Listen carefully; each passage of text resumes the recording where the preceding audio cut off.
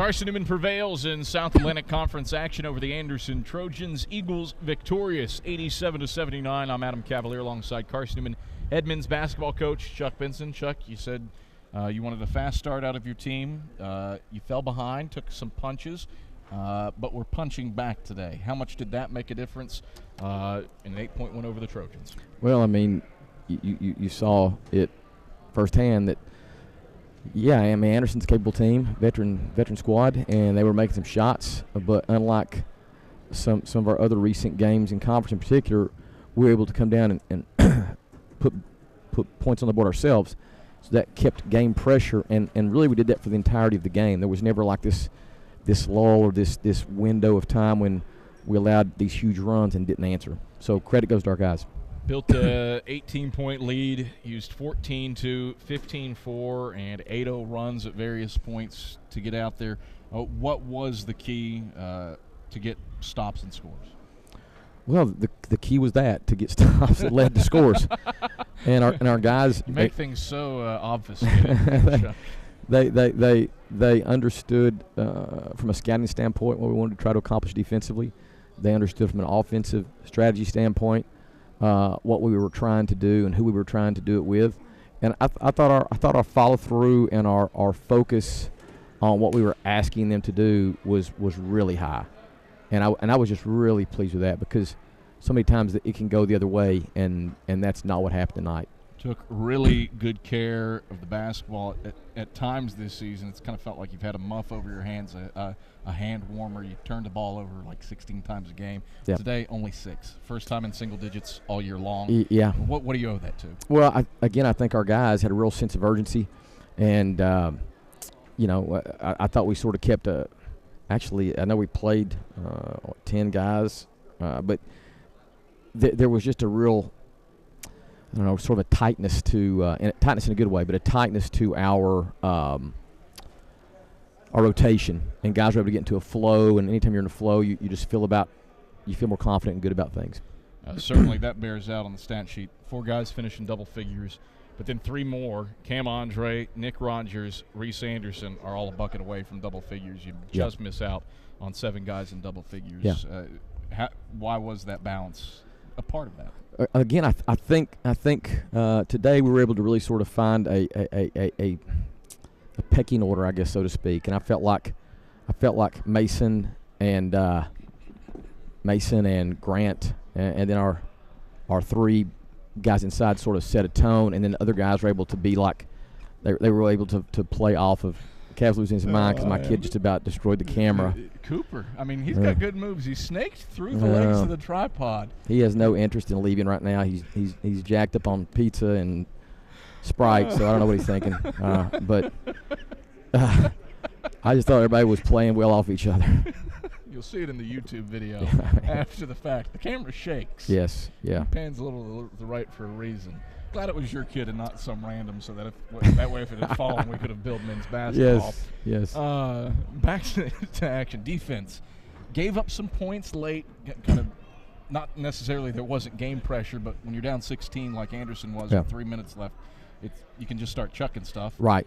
They were playing free and easy there, and we were really, truly, almost encouraging drives so that they couldn't get multiple clean looks to 3. And they threw in some threes, but I felt like that they did what they had to do there late, and that happens often. They're down, and you've seen it with us this year. You get down, then we turn around and start making some baskets when the game is all but decided. So I don't think it was really much about our defense being poor. It's just that was what sort of happens in those situations. And yet you really made life difficult for Gage Ellis, the league's second leading scorer, 20.8 points per game.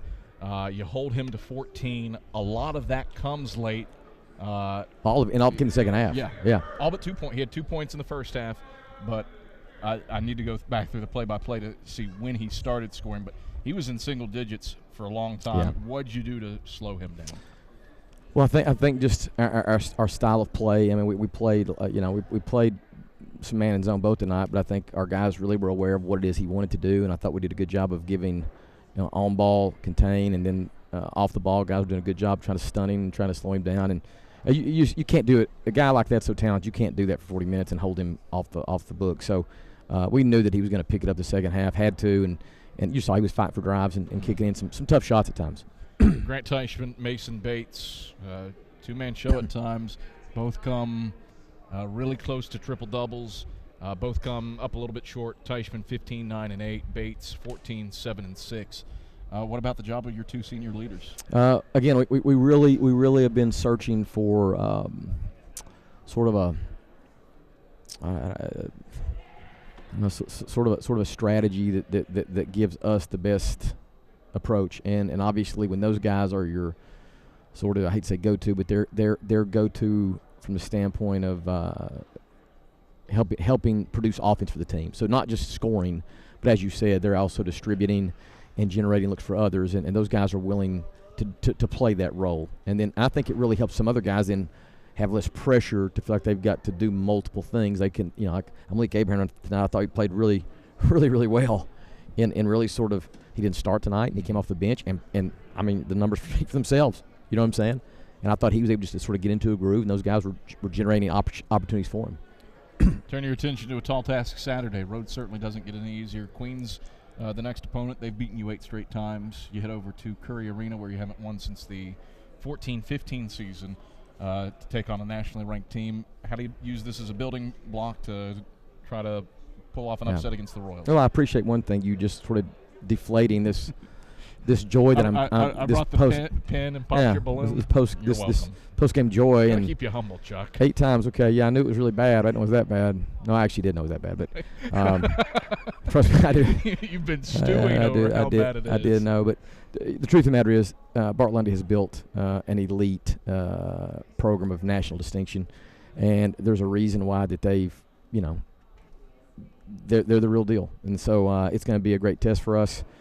But again, we're still in outcomes, wins or losses, is not what we're focused on now. We're focused on trying to be the best we can be, and really identifying what it is we have to do to be that. And so it's really more about us than it is our opponent next, and we're going to stay focused just strictly on our controllables and continue to move in that direction. Chuck, pleasure as always. Congrats on the win. Thanks, Kev. That is Carson-Newman head men's basketball coach Chuck Benson. Eagles prevail over the Anderson Trojans 87-79.